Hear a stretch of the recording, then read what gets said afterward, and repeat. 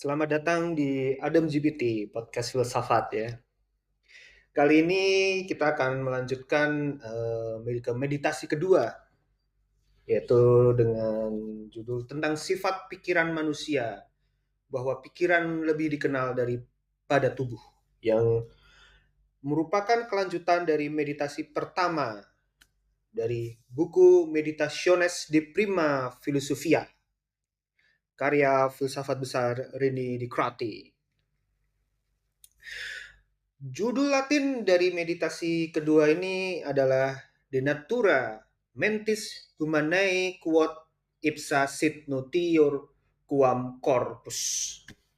Yang sesuai judulnya, meditasi kedua ini adalah inti dari buku meditasi, karena di dalamnya Descartes menjelaskan, menetapkan dasar dari epistemologinya yang terkenal ya, cogito ergo sum, I think therefore I am. Ya, aku berpikir maka aku ada.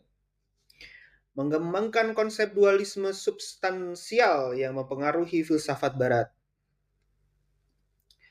Ini memang apa namanya, cogito ergo sum ini bisa dibilang adalah memiliki pengaruh besar di filsafat barat pada zaman Descartes hingga sampai sekarang ya. Bahkan masih banyak filsuf-filsuf yang masih mengikuti konsep dualisme substansial ini. Kemudian selanjutnya di meditasi kedua ini juga Descartes menekankan pentingnya intelektual dalam memahami dunia ya, karena dia menganggapnya adalah sebagai makhluk berpikir, substansi yang berpikir. Dan ini berbeda dari pendekatan empiris murni. Ya, kalau empiris murni itu seperti yang sudah kita bahas di episode 1 dan 2. Kita ketika membahas bagian introduction dari Critique of Purism. Empirisme ini adalah cabang filsafat yang menggunakan indera uh, fisik untuk meng-acquire atau untuk mendapatkan pengetahuan atau understanding. Dikarenakan pentingnya isi dari meditasi kedua ini ya, ini adalah bisa dibilang backbone dari filsafat Descartes. Kali ini kita akan menggunakan metode expository ya, dengan membaca satu persatu paragraf dari meditasi kedua ini dan disertai dengan memberikan komentar pada setiap paragraf yang telah kita baca. Ini seperti kajian kitab ya, yang membaca satu persatu kita bahas, kita telaah lagi. Selain itu, kita juga akan memberikan kritik berdasarkan pengetahuan terbaru setelah masa Descartes. Baiklah ya, kita mulai saja dari paragraf pertama dari meditasi kedua ini. Pada paragraf pertama ini, Descartes ingin menunjukkan inti dari metode filsafatnya yang mendasarkan dirinya pada keraguan dan pencarian kepastian absolut, yang kemudian menjadi dasaran untuk seluruh sistem filsafatnya. Ya, Descartes menulis, dalam keraguan besar yang saya alami kemarin dalam meditasi, saya tidak dapat melupakan mereka lagi, juga tidak dapat melihat bagaimana cara menyelesaikannya. Saya seperti terjatuh tiba-tiba ke dalam pusaran air yang dalam sehingga saya terguncang dan tidak bisa berpijak di dasar atau berenang ke permukaan. Namun saya akan berusaha dan mencoba lagi jalan yang sama yang saya tempuh kemarin, yaitu dengan menghilangkan segala sesuatu yang sedikit pun bisa diragukan, seolah-olah itu semua adalah kebohongan total. Dan saya akan terus maju sampai saya menemukan sesuatu yang pasti, atau jika tidak ada yang lain, setidaknya memastikan bahwa tidak ada yang pasti. Archimedes hanya membutuhkan satu titik tetap yang kokoh untuk menggeser seluruh bumi. Demikian pula harapan besar akan muncul jika saya menemukan sesuatu yang sekecil apapun tetapi pasti dan tak tergoyahkan. Ini saya dari tadi senyum-senyum sendiri tuh karena indah ya alegori yang dituliskan oleh uh, René Descartes ini, seperti dia berpuisi untuk filsafat. Ini cuma keren ya, Descartes ini keren pemikirannya. Namun mari kita bahas paragraf pertama ini. Descartes menggambarkan pengalaman keraguan mendalam yang dia alami dalam meditasinya. Dia merasa terjatuh ke dalam pusaran air ya. Dia menggambarkan dia itu terjatuh dalam pusaran air yang dalam dan tidak dapat menemukan cara untuk keluar. Ini keren sekali ngomongnya Descartes ini. Untuk apa namanya menggambarkan krisis identitasnya. Ini kalau anak-anak muda ini yang mengalami krisis identitas atau nanti yang sudah berumur 25 ke atas biasanya akan mengalami midlife crisis identity, krisis identitas di pertengahan usia. Ini bisa jadi menulis di statusnya ya. Aku terjatuh ke dalam pusaran air yang dalam dan tidak dapat menemukan cara untuk keluar.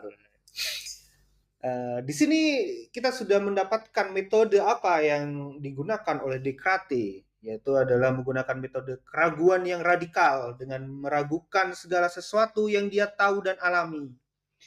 Ini adalah langkah penting dalam membangun dasar yang kokoh untuk pengetahuan. Namun ini juga bisa dianggap ekstrim karena mengharuskan penolakan terhadap semua pengalaman indrawi ya dan pengetahuan sebelumnya yang telah dia dapatkan. Akan mengkritik pendekatan ini ya kalau kita menggunakan sistem Kantianisme ini akan Immanuel Kant akan mengkritik pendekatan keraguan radikal ini dengan penekanan bahwa keraguan total Descartes tidak mempertimbangkan peran struktur a priori dalam pikiran manusia ya karena menurut Kant itu terdapat pengetahuan a priori yang tidak dapat diragukan lagi seperti konsep ruang dan waktu yang merupakan dasar bagi semua pengalaman kita. Di ruang dan waktu ini adalah bagian dari intuisi murni manusia.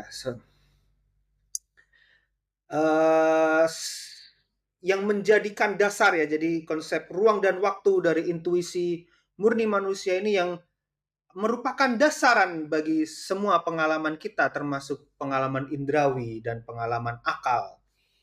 Keraguan mendalam Descartes ini sebenarnya mengabaikan fondasi Kant tadi ya, adalah untuk menyusun atau bagian dari kapasitas kognitif bawaan manusia ya. Jadi manusia itu sebenarnya sudah memiliki kapasitas kognitif sehingga dia bisa melakukan analisa sintetis ya, seperti faktor aritmatika, seperti contohnya 7 tambah 5 sama dengan 12. Ini menarik. Aritmatika ini melakukan analisa sintesa ya. Jadi informasi angka 12 sendiri ini tidak terkandung dalam angka 7 dan 5. Namun otak manusia bisa membenarkannya ya. Mau manusia ini ada di bumi, mau manusia ini ada di planet Pluto, 7 tambah 5 tetaplah 12. Kemudian dari paragraf ini kita mendapatkan lagi pendekatan eliminasi yang diajukan oleh Descartes.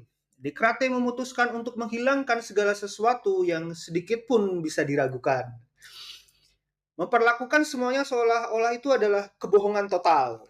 Kalau lagi mau makan gitu, bingung pilih, pakai metode eliminasi. Semua makanan di sini adalah kebohongan total. Nanti Anda melakukan meditasi untuk memilih makanan yang mana. Kogito Anda akan memilihnya. Nah, lanjut sampai dia menemukan sesuatu yang pasti ini ya, dengan menghilangkan semua yang bisa diragukan. Ini sebenarnya Descartes berusaha menemukan dasar yang pasti untuk pengetahuan. Namun metode ini juga menimbulkan pertanyaan tentang bagaimana kita bisa mengetahui apapun jika semua pengalaman indrawi dianggap sebagai ilusi. Kalau kita menggunakan meminjam otak atau meminjam pikiran dari Immanuel Kant, maka mungkin Immanuel Kant akan mengkritik pendekatan eliminasi Descartes dengan menunjukkan bahwa pengetahuan tidak bisa hanya dibangun melalui eliminasi keraguan ya. Kalau semuanya dibuang, pengalaman-pengalaman yang pernah kita dapatkan sebelumnya itu menjadi hilang, jadi tidak utuh lagi pengetahuan yang telah kita dapatkan. Pendapat ini adalah karena bahwa pikiran manusia itu aktif dalam membentuk pengalaman ya, aktif intelek, dan pengalaman itu disusun melalui kategori-kategori a priori. seperti konsep sebab akibat, quantity and quality ya. Kuantitas itu harus ada kualitasnya, dan untuk bisa mendapatkan penilaian kuantitas dan kualitas kita harus memiliki konsep sebab akibat. Dengan demikian pengetahuan harus dipahami sebagai hasil interaksi antara pengalaman empiris dan struktur a priori dari pikiran.